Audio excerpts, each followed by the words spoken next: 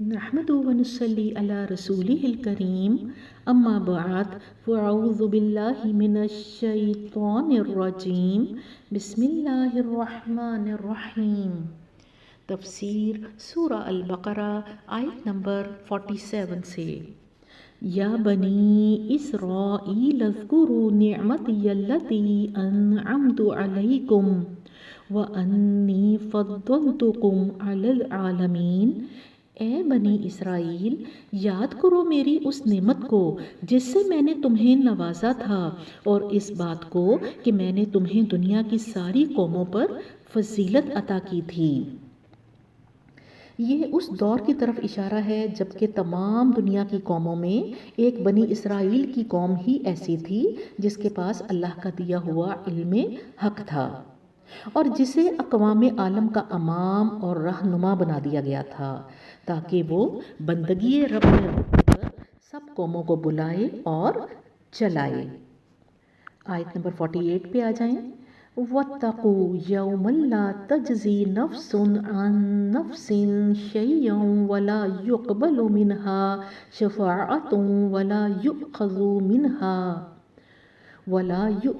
مِنْهَا عَدْلٌ وَلَا هُمْ يُنصَرُونَ۔ اور ڈرو اس دن سے کہ جب کوئی کسی کے ذرا برابر کام نہ آئے گا، جب کوئی کسی کے ذرا کام نہ آئے گا، نہ کسی کی طرف سے سفارش قبول ہوگی، نہ کسی کو فدیہ لے کر چھوڑا جائے گا، اور نہ مجرموں کو کہیں سے مدد مل سکے گی۔ بنی اسرائیل کے بگاڑ کی ایک بہت بڑی وجہ یہ تھی کہ آخرت کے متعلق ان کے عقیدے میں خرابی آ گئی تھی۔ وہ اس قسم کے خیالات خام میں مبتلا ہو گئے تھے کہ ہم جلیل القدر انبیاء کی اولاد ہیں، بڑے بڑے اولیاء صلحاء سے نسبت رکھتے ہیں، ہماری بخشش تو انہی بزرگوں کے صدقے میں ہو جائے گی۔ ان کا دامن گرفتہ ہو کر بھلا کوئی سزا کیسے پا سکتا ہے؟ انہی جھوٹے بھروسوں نے ان کو دین سے غافل اور گناہوں کے چکر میں مبتلا کر دیا تھا، اس لیے نعمت یاد دلانے کے ساتھ فوراً ہی ان کی ان غلط فہمیوں کو دور کیا گیا ہے۔ بنی اسرائیل کو مخاطب کرنے کے بعد یہاں اب آیت نمبر 49 میں اللہ سبحانہ تعالیٰ نے حضرت موسیٰ علیہ السلام کی قوم کی ردات سنائی ہے۔ وَإِذْ نَجَّيْنَاكُمْ مِنْ آلِ فِرْعَوْنَ يُسُومُونَكُمْ سُوءَ الْعَذَابِ يُذَبِّحُونَ أَبْنَاءَكُمْ وَيَسْتَحْيُونَ نِسَاءَكُمْ وَفِي ذَلِكُمْ بَلَاءٌ مِّن رَّبِّكُمْ عَظِيمٌ۔ یاد کرو وہ وقت جب ہم نے تم کو فرعونیوں کی غلامی سے نجات بخشی، انہوں نے تمہیں سخت عذاب میں مبتلا کر رکھا تھا، تمہارے لڑکوں کو ذبح کرتے تھے اور تمہاری لڑکیوں کو زندہ رہنے دیتے تھے، اور اس حالت میں تمہارے رب کی طرف سے تمہاری بڑی آزمائش تھی۔ اصل میں ہوا یوں تھا کہ فرعون نے خواب دیکھا تھا کہ بنی اسرائیل میں سے ایک شخص نے اس کی حکومت کے تختے کو الٹ دیا ہے، اور جب اس نے تعبیر پوچھی تو اسے بنی اسرائیل سے نکلنے والے ایک شخص سے منسوب کر دیا گیا۔ فرعون نے حکم دے دیا کہ ان کے بیٹوں کو قتل کیا جائے گا۔ اس کے سپاہی ماؤں کی گودوں سے بچوں کو چھین چھین کر قتل کرتے تھے، 1 سال قتل کیا جاتا اور 1 سال چھوڑا جاتا تھا۔ حضرت ہارون کے سال میں چھوڑا گیا اور حضرت موسیٰ علیہ السلام کے سال میں قتل کیا گیا۔ آیت نمبر 50۔ وَإِذْ فَرَقْنَا بِكُمُ الْبَحْرَ فَأَنْجَيْنَاكُمْ وَأَغْرَقْنَا آلَ فِرْعَوْنَ وَأَنْتُمْ تَنْظُرُونَ۔ یاد کرو وہ وقت جب ہم نے سمندر پھاڑ کر تمہارے لیے راستہ بنایا، پھر اس میں سے تمہیں بخیریت گزروا دیا، پھر وہیں تمہاری آنکھوں کے سامنے فرعونیوں کو غرقاب کیا۔ جب بنی اسرائیل حضرت موسیٰ علیہ السلام پر ایمان لائے تھے تو اللہ نے راتوں رات ہجرت کا حکم دیا تھا۔ آگے سمندر تھا اور پیچھے فرعون کا لشکر تھا، تو عصا کے مارنے سے سمندر میں راستہ بن گیا تھا، اور پھر یہ سب اس سے بآسانی گزر گئے تھے، جبکہ فرعونیوں کا لشکر سمندر میں غرق ہو گیا تھا۔ آیت نمبر 51۔ وَإِذْ وَعَدْنَا مُوسَىٰ 40 لَيْلَةً ثُمَّ اتَّخَذْتُمُ الْعِجْلَ مِن بَعْدِهِ وَأَنْتُمْ ظَالِمُونَ۔ یاد کرو جب ہم نے موسیٰ علیہ السلام کو 40 شبانہ روز کی قرارداد پر بلایا تو اس کے پیچھے تم بچڑے کو اپنا معبود بنا بیٹھے، اس وقت تم نے بڑی زیادتی کی تھی۔ ثم عفونا عنکم، مگر اس پر بھی ہم نے تمہیں معاف کر دیا۔ عنکم من بعد ذالک لعلکم تشکرون، کہ شاید اب تم شکر گزار بنو۔ وَإِذْ آتَيْنَا مُوسَى الْكِتَابَ وَالْفُرْقَانَ لَعَلَّكُمْ تَهْتَدُونَ۔ یاد کرو کہ ٹھیک اس وقت جب تم یہ ظلم کر رہے تھے ہم نے موسیٰ علیہ السلام کو کتاب اور فرقان عطا کی تاکہ تم اس کے ذریعے سے سیدھا راستہ پا سکو۔ وَإِذْ قَالَ مُوسَىٰ لِقَوْمِهِ يَا قَوْمِ إِنَّكُمْ ظَلَمْتُمْ أَنفُسَكُمْ بِاتِّخَاذِكُمُ الْعِجْلَ فَتُوبُوا إِلَىٰ بَارِئِكُمْ فَاقْتُلُوا أَنفُسَكُمْ ذَٰلِكُمْ خَيْرٌ لَكُمْ عِندَ بَارِئِكُمْ فَتَابَ عَلَيْكُمْ إِنَّهُ هُوَ التَّوَّابُ الرَّحِيمُ۔ یاد کرو کہ ٹھیک اس وقت جب تم یہ ظلم کر رہے تھے ہم نے موسیٰ کو کتاب اور فرقان عطا کی تاکہ تم اس کے ذریعے سے سیدھا راستہ پا سکو۔ یاد کرو جب موسیٰ یہ نعمت لیے ہوئے پلٹا تو اس نے اپنی قوم سے کہا کہ لوگو تم نے بچڑے کو معبود بنا کر اپنے اوپر سخت ظلم کیا ہے، لہٰذا تم لوگ اپنے خالق کے حضور توبہ کرو اور اپنی جانوں کو ہلاک کرو، اسی میں تمہارے خالق کے نزدیک تمہاری بہتری ہے۔ اس وقت تمہارے خالق نے تمہاری توبہ قبول کر لی کہ وہ بڑا معاف کرنے والا اور رحم فرمانے والا ہے۔ سمندر میں سے گزرنے کے بعد موسیٰ علیہ السلام 40 روز کی ملاقات پر گئے تو وہ لوگ جو سونا چاندی اپنے ساتھ لائے تھے سامری نے اس سے بچڑے کی شکل بنائی اور اس کے منہ سے سیٹی نکلتی تھی۔ اصل میں یہ قوم جغرافیائی آزادی تو انہیں مل گئی تھی لیکن ذہنی طور پر یہ ابھی بھی غلام تھے، یہ اسی فرعون قوم کے غلام تھے۔ ان کو آزاد خطہ اور زمین تو مل گئی تھی لیکن ذہنی غلامی کا شکار تھے، اور یہ ذہنی غلامی تھی جس کی وجہ سے یہ بچڑا پوجنے لگے تھے۔ ان کو سزا یہ ملی کہ حضرت موسیٰ علیہ السلام نے بچڑا پوجنے والوں اور نہ پوجنے والوں کو الگ الگ کیا اور پھر نہ پوجنے والوں کے ہاتھوں پوجنے والوں کی گردنیں اڑائی گئیں، کیونکہ اس وقت سزا کا یہی طریقہ تھا۔ بالکل اسی طرح اگر ہم اپنے ارد گرد غور کریں تو آج ہم بھی آزاد تو ہو گئے ہیں، آزاد خطہ تو مل گیا ہے لیکن ہم ابھی بھی غلام ہیں انگریزوں کے۔ آج اردو کی نہیں انگریزی بولنے والے کی عزت کی جاتی ہے، شلوار قمیص پہننے والے کی نہیں بلکہ سوٹ اور ٹائی لگانے والے کی عزت کی جاتی ہے۔ آج ہم بھی غلام ابن غلام ہیں، انہوں نے تو بچڑا پوجنے والوں کو مار کر ختم کر دیا تھا، ہم آج بھی اس نظام کو بدلنے کے لیے تیار نہیں ہیں۔ پھر بھی ہم یہ سمجھتے ہیں کہ وہ مغضوب تھے، وہ مغضوب تھے اور ہم بخشے جانے کے لائق ہیں۔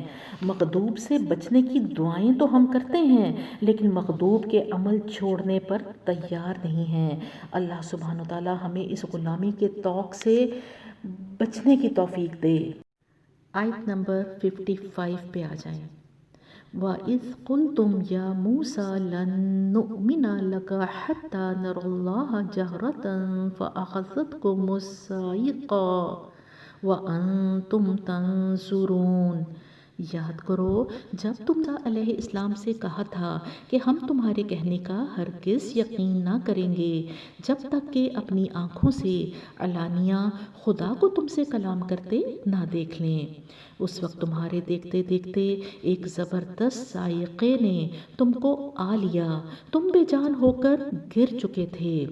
ثم بعثناکم من بعد موتکم لعلکم تشکرون، مگر پھر ہم نے تم کو جلا اٹھایا شاید کہ اس احسان کے بعد تم شکر گزار بن جاؤ۔ جب حضرت موسیٰ علیہ السلام کی قوم نے سب کچھ دیکھنے، تختیاں دیکھنے کے باوجود مانا نہیں تھا تو اگلی ضد کیا تھی کہ ہم اللہ کو دیکھیں گے۔ حضرت موسیٰ علیہ السلام 70 سرداروں کو ساتھ لے کر گئے۔ اللہ ہم کلام ہوا، ہم کلام ہوتے ہوئے سنا، لیکن انہوں نے کہا تب مانیں گے جب دیکھیں گے، اور پھر آسمان سے بجلی چمکی اور سب کے سب ہلاک ہو گئے۔ حضرت موسیٰ علیہ السلام نے دعا کی اور پھر انہیں زندہ کیا گیا۔ یہ سب کچھ دیکھ کر بھی ایمان نہیں لائے تھے۔ یہ ضد اور ڈھٹائی تھی، یہ مغضوب قوم کی ضد اور ڈھٹائی تھی۔ کوئی قوم جب ضد اور ڈھٹائی کرتی ہے اور پورے گھمنڈ سے نافرمانی پر جم جاتی ہے تو اس کا انجام برا ہی ہوتا ہے۔ علامہ اقبال نے کیا خوب کہا ہے، آئینے نو سے ڈرنا طرز کہن پہ اڑنا، آئینے نو سے ڈرنا طرز کہن پہ اڑنا، منزل یہی کٹھن ہے قوموں کی زندگی میں۔ آیت نمبر 57 پہ آئیں، وَظَلَلْنَا عَلَيْكُمُ الْغَمَامَ وَأَنزَلْنَا عَلَيْكُمُ الْمَنَّ وَالسَّلْوَىٰ كُلُوا مِن طَيِّبَاتِ مَا رَزَقْنَاكُمْ وَمَا ظَلَمُونَا وَلَٰكِن كَانُوا أَنفُسَهُمْ يَظْلِمُونَ۔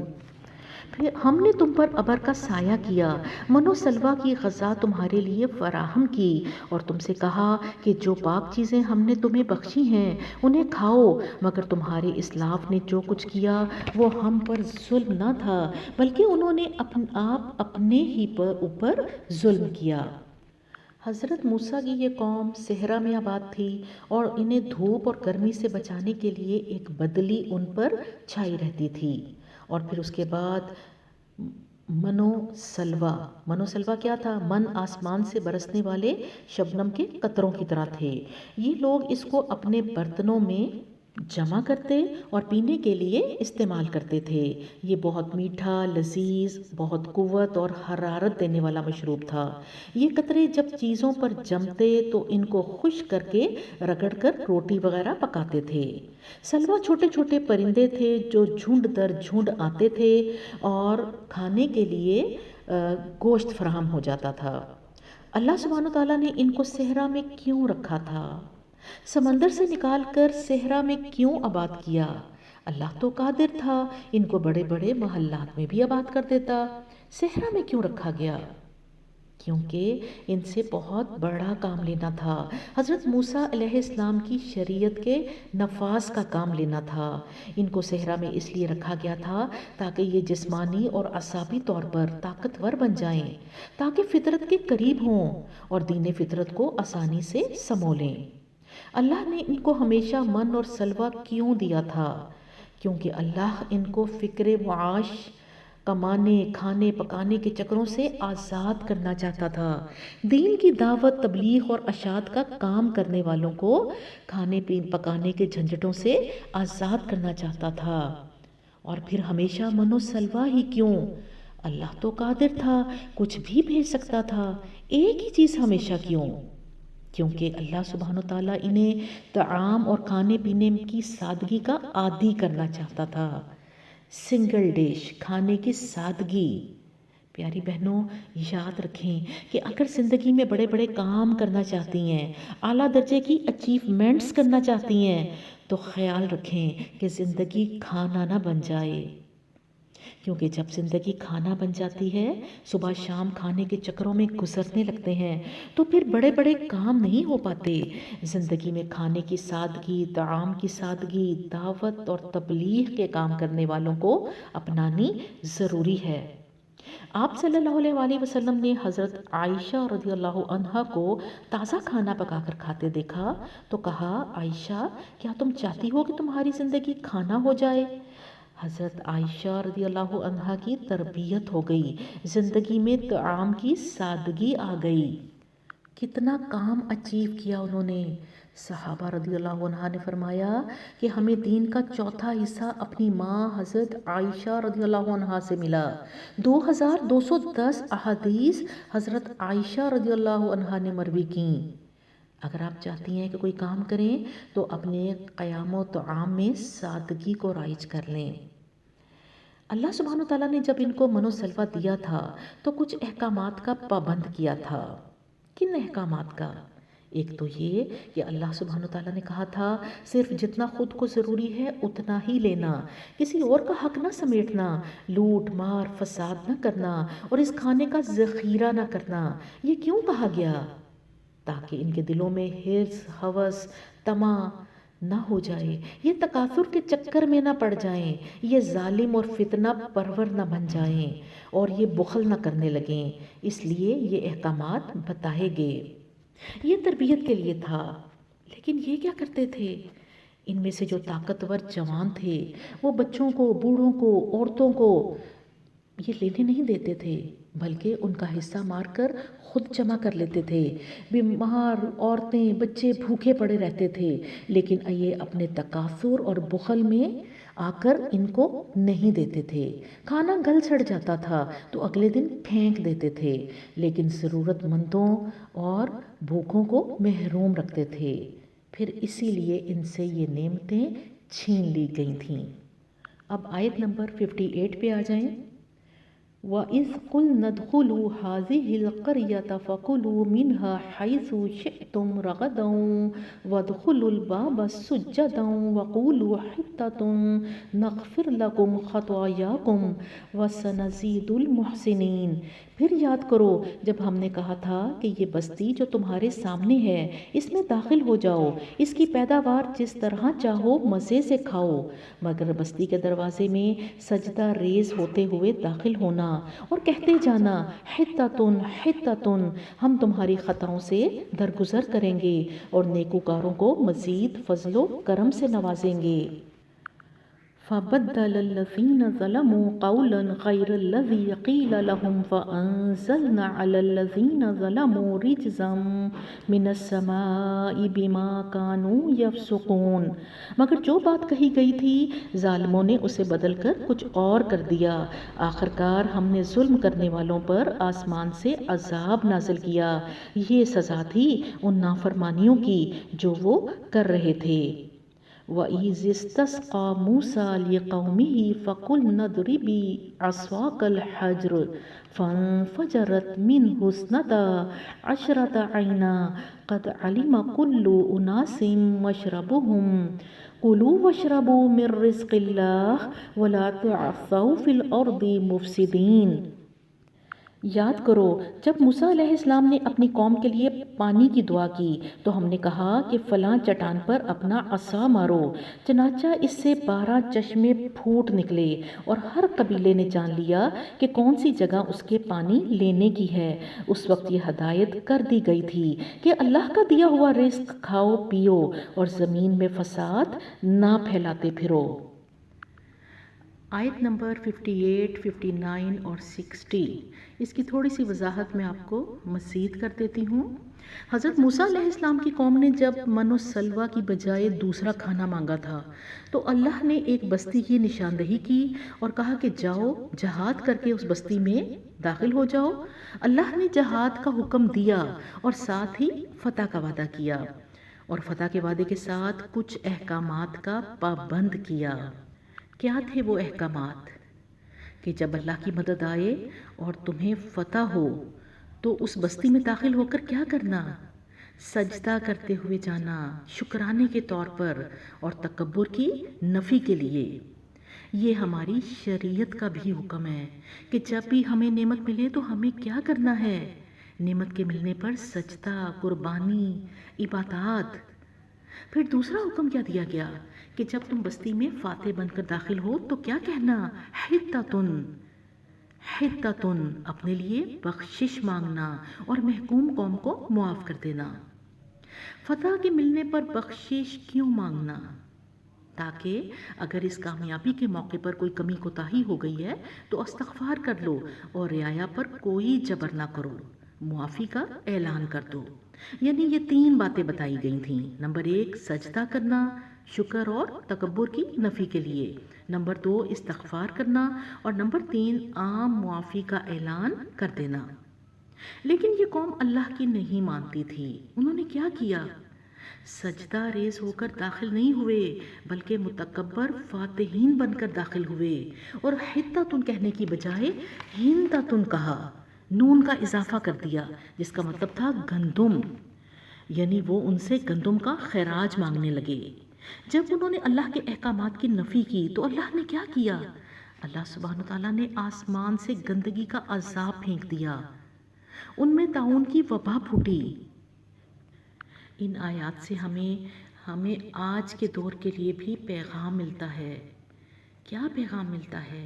کہ آج امت مسلمہ کے اکثر ممالک اللہ کے احکامات کو بدل رہے ہیں تو گندگی کا عذاب نظر آ رہا ہے۔ بے حیائی، فحاشی، عریانی، شراب، جوا، زنا، یہ گندگی کے عذاب ہیں، اور یہ اللہ کے احکامات کو بدلنے کا عذاب ہے۔ اللہ سبحانہ تعالیٰ ہمیں مغضوب قوم کے رویوں سے بچنے اور توبہ و استغفار کی توفیق عطا فرمائے، آمین ثم آمین۔ ربنا ظلمنا انفسنا وان لم تغفر لنا وترحمنا لنکونن من الخاسرین۔ اے ہمارے رب، ہم نے اپنی جانوں پر ظلم کیا، اور اگر تو نے ہمیں نہ بخشا اور ہم پر رحم نہ کیا تو ہم ضرور خسارہ پانے والوں میں سے ہو جائیں گے۔ ربنا لا تزغ قلوبنا بعد اذ ہدیتنا وہب لنا من لدنک رحمہ انک انت الوہاب، آمین ثم آمین۔